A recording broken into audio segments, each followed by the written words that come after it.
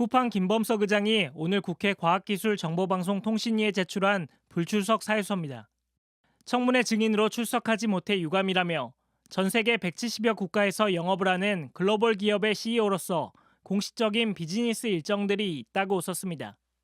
박대준 전 대표와 강한승 전 대표 역시 불출석 사유서를 제출하며 이미 대표이사직을 사임했다는 이유를 댔습니다. 앞서 국회 과방위는 대규모 개인정보 유출 사건과 관련해 오는 17일 쿠팡 청문회를 열고 김 의장 등을 증인으로 채택했습니다. 지난 국회 국정감사에도 해외 체류 등을 이유로 불출석했던 김 의장 등이 이번 청문회에도 또다시 출석할 수 없다는 사유서를 제출한 겁니다.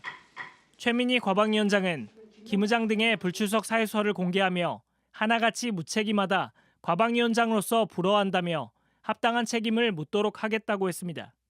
쿠팡은 지난달 29일 고객 계정 약 3,370만 개에서 이름과 전화번호, 이메일, 주소 등이 유출됐다고 알렸습니다. 국내 성인 4명 가운데 3명 수준의 대규모 개인정보 유출입니다. 위반해도 본 태도를 보면 뭐 어쩔 건데 이런 느낌이 들어요. 국민들한테 피해 주고 그러면 엄청난 경제재해를 다 당한다. 잘못하면 회사 망한다. 이 생각이 들게 만들어야 됩니다. 김 의장은 10년 전부터 국회 국정감사와 청문회 등에 5차례 출석 요구를 받았지만 모두 응하지 않고 있습니다. 2015년 국정감사 출석 요구에는 농구하다 다쳐서, 올해 택배 근로조건 개선 청문회 때는 트럼프 대통령 취임식에 참석해야 한다며 출석하지 않았습니다. JTBC 김한수입니다. 개인정보보호위원회에 업무 보고를 받던 이재명 대통령이 개인정보 유출 사고가 반복적으로 발생한 기업에 과징금을 어떻게 물리고 있는지 묻습니다. 반복 중대 위반에 대한 특별한 규정이 없죠. 법에는 전체 매출액의 3%, 시행령 단에는 직전 3개년 매출액의 평균에 대해서 이제 3%를 부과할 수 있게 이렇게 되어 있습니다. 이 대통령은 기준이 갈수록 약해진다고 지적하며 당장 가능한 조치부터 하라고 지시했습니다. 그 시행령을 일단 고칩시다.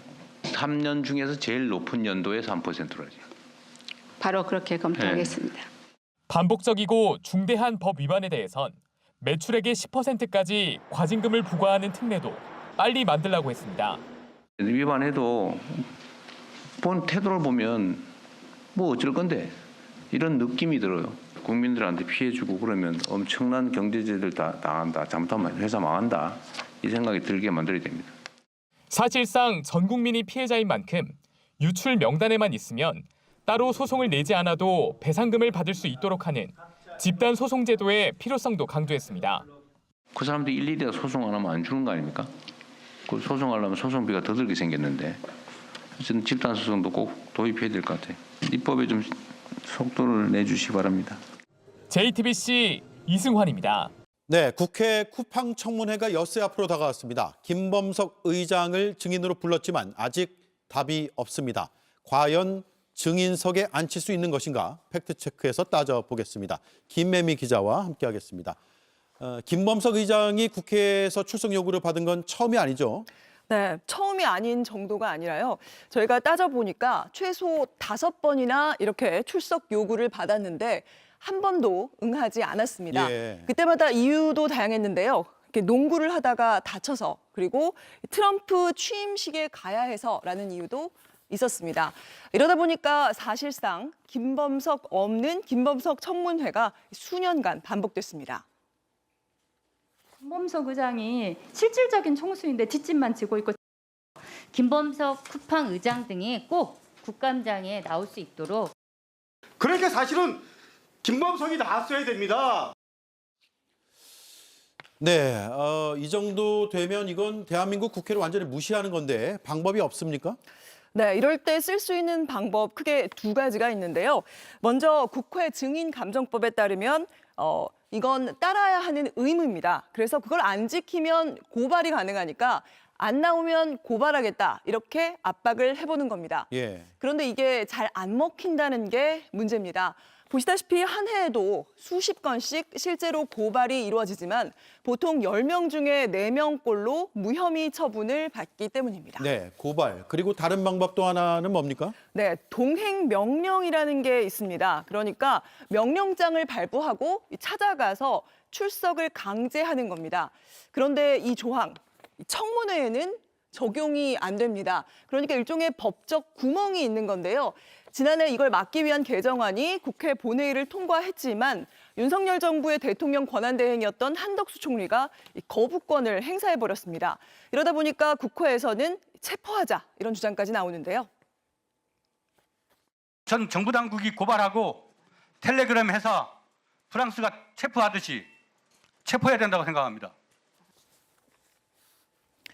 네, 하지만 텔레그램 창업자는 일단 프랑스 국적이었던 데다가 범죄 혐의가 특정돼서 체포 영장까지 발부된 상태였습니다. 미국 국적인데다가 2021년 쿠팡 관련 논란이 벌어지자 한국 법인 대표를 그만두면서 이 한국과의 법적 고리는 다 정리를 해버린 김 의장과는 좀 다른 경우입니다. 예, 답답하네요. 쿠팡이 대형 사고 친 거는 분명한 사실이고 네. 또 김 의장이 쿠팡의 정점이죠. 실질적 오너라는 사실도 변함이 없죠. 네, 한국 쿠팡의 모기업인 미국 법인의 의결권을 무려 70% 넘게 갖고 있는 실질적인 소유주고요.